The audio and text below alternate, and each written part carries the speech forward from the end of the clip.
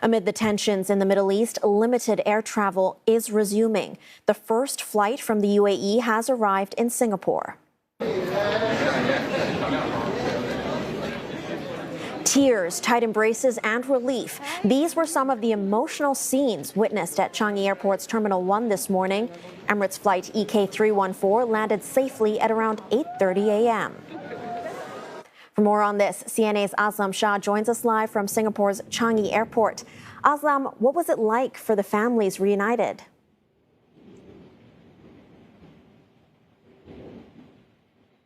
Rani, it was a warm welcome home at Changi Airport for over 400 passengers, and most of them Singaporeans. It was a very emotional return for many of them because of the uncertainty in the situation in the Middle East, and many of them actually had to rearrange the various travel plans that they actually had initially. We saw Singaporeans from toddlers to grandparents. They were in the Middle East for a variety of reasons, from holidays to personal trips to work trips, and some were there just for shopping, in fact. And we also know that there were many of the Singaporeans who were from further locations but could only return to Singapore through a Dubai transit, and they were on the flight as well. And while we were in the airport, we were monitoring the different flights that were supposed to arrive in Singapore today or tomorrow, but most of them have either been cancelled or retimed, and these are flights from Qatar and also the United Arab Emirates,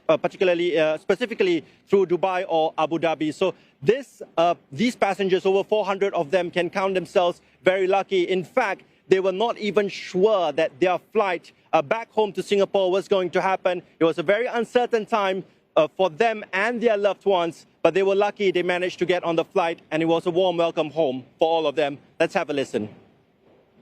I've never been so relieved and so happy to board the flight because, there are people who actually depart. They actually hear explosion near the airport.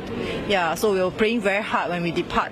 Yeah, taking off also, yeah. I'm really lucky. I mean, my flights have been cancelled every day since Saturday. So this is the first one. So really happy that I managed to get on this one. Aslam, for Singaporeans that are still stuck, what's next for them?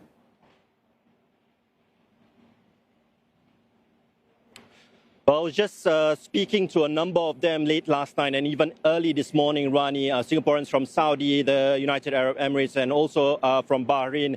And they told me that this is really a period that they usually want to come home. It is after the winter period.